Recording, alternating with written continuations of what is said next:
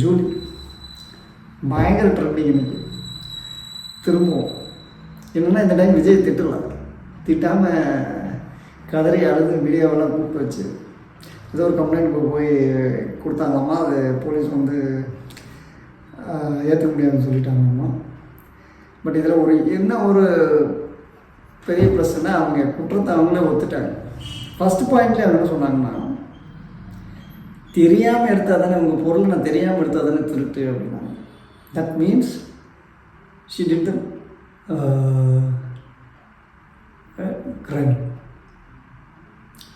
நான் பண்ணிட்டேன்னு சொல்லி ஒத்துட்டாங்க. நான் தெரிஞ்சு தான் எடுத்தேன், தெரியாமல் தான் எடுக்க கிடையாது, அவங்களோட ஒப்புதலோடு தான் நான் எடுத்து விற்றுருக்கிறேன் அப்படின்னு சொல்லி ஓப்பனாக ஒத்துட்டு மாதிரி தான் அந்த ஸ்டேட்மெண்ட் இருக்குது.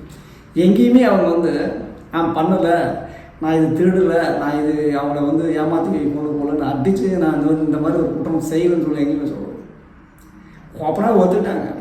ஆமாம் செஞ்சேன், ஆனால் தெரிஞ்சுதான் செஞ்சேன், தெரியாமல் செய்யலை அப்படின்ட்டாங்க. அப்புறம் நிறையா சொல்லிகிட்டு இருந்தாங்க. அது பார்த்தீங்கன்னா இப்போ நெல்சன் பற்றி சொல்லியிருந்தாங்க. அப்புறம் மற்றவங்களாம் வந்து என்னை வந்து இது பண்ணுறாங்க. அப்புறம் ட்ரோல் பண்ணுறதுலாம் தப்பு. லேடியாக நம்ம ட்ரோல் பண்ண வேண்டியதில்லை. பட் அவங்க பண்ண குற்றத்தை வந்து அவங்க வந்து விஜயம் வந்து திட்டாமல் இருந்துருக்கணும். அந்த கட்சி ஜெயிச்சிடும், எப்படி வந்துடுவாங்க, நம்ம எப்படி தப்பிச்சிடலாம்னு சொல்லி ஏதோ ஒன்று பண்ணி ஏதோ பண்ணலான்னு பார்த்தாங்க. பட் இப்போ அந்த கேஸ் திரும்ப ரீஓப்பன் பண்ணியிருக்கிறாங்க.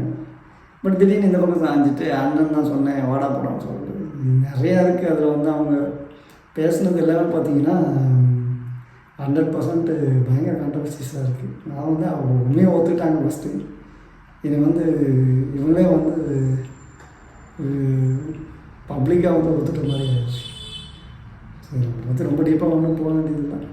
அவங்க வந்து பெருசாக வந்து மக்கள் சேவை செய்யறதுக்குலாம் வரல.